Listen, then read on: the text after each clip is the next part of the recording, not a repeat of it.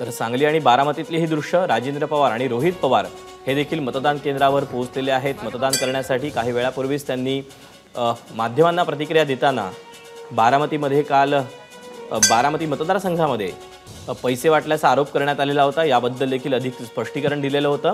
आणि त्यानंतर आता मंदार गुंजारी आपल्यासोबत आहे। मंदार, राजेंद्र पवार आणि रोहित पवार सज्ज झालेले आहेत मतदान करण्यासाठी। एकंदरीतच अवघ्या देशाचं लक्ष लागलेलं आहे या बिग फाईटकडे, काय सांगशील? सहकुटुंब रोहित पवार, त्यांचे वडील राजेंद्र पवार, रोहित पवारांच्या पत्नी कुंती पवार, त्यांच्या आई सुनंदा पवार आणि इतर त्यांचे जे कुटुंबीय आहेत ते मतदानासाठी बारामती तालुक्यातील जे पिंपळी नावाचं गाव आहे तिथे पोहोचलेले आहेत आणि मतदान ते करतील। आज जो निर्णायक दिवस आहे या निर्णायक दिवसाला सुरुवात होण्याच्या आधीच आरोप आणि प्रत्यारोपांना सुरुवात झाली आहे।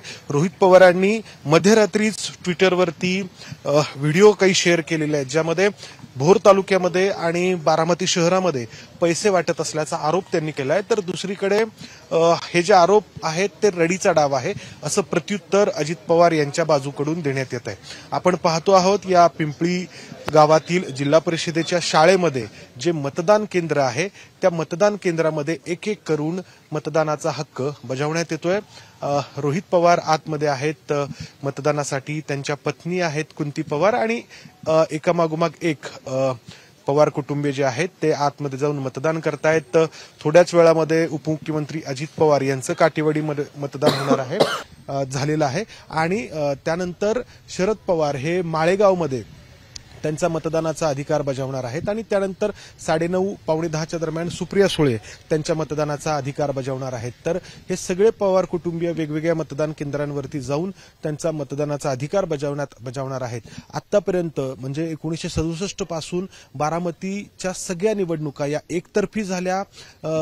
कोणतीही रंजकता फक्त माध्यमांमधून असायची, स्थानिक पातळीवरती एकसुरी म्हणता येईल अशा स्वरूपाच्या या निवडणुका होत्या। मात्र या निवडणुकीनी बारामतीचं राजकारण 380 अंशांच्या कोणामध्ये बदललं।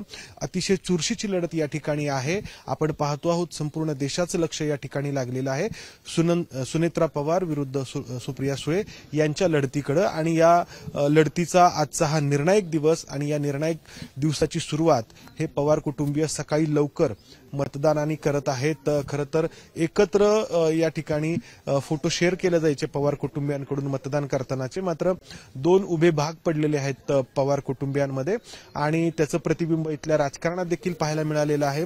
आज दिवसभरामध्ये देखील एकमेकांवरती असे आरोप प्रत्यारोप हल्ले प्रतिहल्ले पाहायला मिळणार आहेत। आपण पाहतो आहोत पिंपळी गावातील या जिल्हा परिषदेच्या शाळेतील या मतदान केंद्रामध्ये रोहित पवार, त्यांचे वडील राजेंद्र पवार, त्यांच्या आई सुनंदा पवार आणि पत्नी कुंती पवार या मतदानाचा त्यांचा जो अधिकार आहे, जो हक्क आहे तो बजावतायत आणि त्यानंतर रोहित पवार जे आहेत ते संपूर्ण बारामती लोकसभा मतदारसंघामध्ये वेगवेगळ्या ठिकाणी जाऊन पाहणी करणार आहेत किंवा फिरत राहणार आहेत कुठे काय होतंय हे पाहण्यासाठी। जर आपण पाहिलं रोहित पवार जे आहेत तर ते मतदान करून बाहेर आलेले आहेत।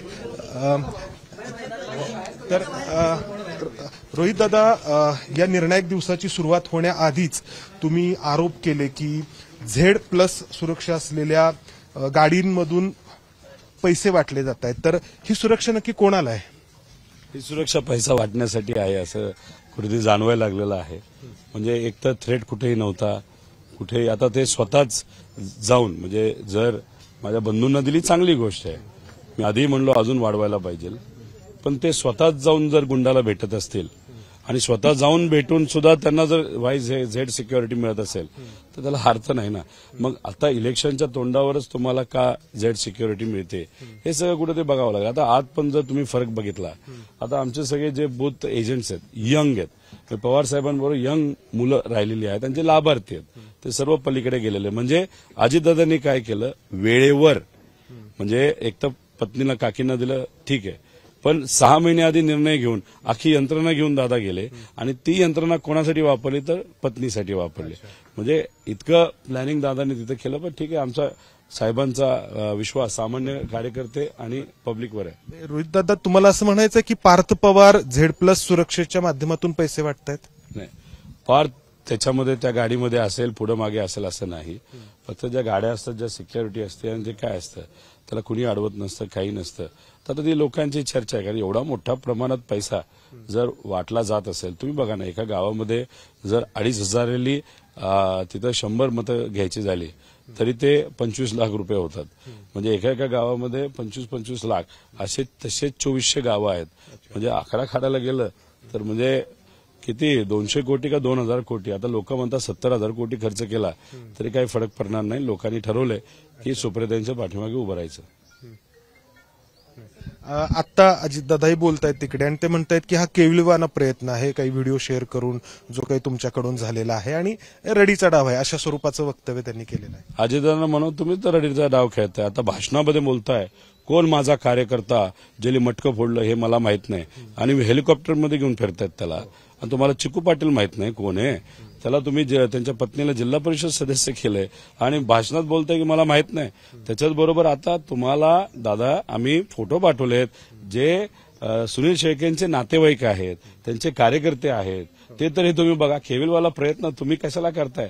तुम्ही प्रयत्न आता ठीक आहे, तुम्ही काल रात्री कुठं कुठं फिरला. रोहित दादा, शरद पवारांची प्रकृती परवा दिवशी बिघडली, त्यांचा घसा बसला. भारतीय जनता पक्षाच्या गिरीश महाजनांकडून असं म्हटलं गेलं की खरंच प्रकृती बिघडली का? काहीशी शंका घेतली गेली की हे नाटक होतं असं. त्यांची विचाराची लायकी ही कुठेतरी दिसून येते त्या गिरीश महाजनांची, असं आपल्याला म्हणावं लागेल. कारण का जर साहेबांच्या प्रकृतीबद्दल ते जर प्रश्नचिन्ह निर्माण करत असतील म्हणजे इतक्या नीच लेवलला यांची सगळ्यांची विचारसरणी गेलेली आहे आणि लोकच याचं उत्तर या लोकशाहीच्या मार्गाने देतील असा विश्वास आहे. आज दिवसभरामध्ये मतदान प्रक्रिया व्यवस्थित पार पडेल असा विश्वास आहे तुम्हाला? आहे. आमचे कार्यकर्ते सर्व बूथ कार्यकर्त्यांशी चर्चा करत आहेत. कुठं काय अडचण आहे का? काही ठिकाणी बूथ मशीन ह्या चालत नव्हते, अडचण येत होती आणि मग ते तिथं आपण नीट कंप्लेंट केलेली आहे. त्यामुळे आमच्या कार्यकर्त्यांवर आमचा विश्वास आहे. धन्यवाद दादा. तर आपण पाहतो आहोत या ठिकाणी रोहित पवारांनी नुकतंच मतदान केलेलं आहे आणि त्यांच्यासोबत त्यांचे कुटुंबीय आहेत जे मतदानासाठी बाहेर पडलेले आहेत. तुम्ही दरवेळी मतदान करता, यावेळेचं मतदान वेगळं वाटतंय? थोडंसं वाटतंय, पण काय वाटतंय? थोडं ते इमोशनल आहे. इमोशनल पेटीवरती 2 फॅमिली मेंबर बघून थोडं इमोशनल होतं. पण शेवटी लांबचा विचार केला तर जे महत्वाचं आहे त्याला वोट केलंय. ओके, धन्यवाद. या सई पवार, रोहित पवार यांच्या भगिनी, त्यांच्या बहीण त्यांच्यासोबत मतदानासाठी आलेल्या आहेत. या ठिकाणी रोहित पवारांच्या पत्नी कुंती पवार देखील आहेत. कुंतीताई, यावेळेचं मतदान काहीसं वेगळं आहे. दरवेळी तुम्ही करता, यावेळेस दर टाइम आम्ही करतो मतदान. यावेळेस आहे वेगळं मतदान, कारण का लढाई वैचारिक लढाई आहे, तर आहे वेगळं मतदान आहे. मतदान यंत्रावरती तुम्हाला 2 नावं दिसली असतील, थोडंसं भावनिक व्हायला झालं असेल. एक सुनेत्रा पवार, एक सुप्रिया सुळे. हो, म्हणजे पण जे आपण ठरवले संघर्ष करायचा आणि जे रोहित दादांचं आहे की आपण लढायचं, तर आम्ही सगळेजण त्याच्यासोबत आहे. Okay, thank you.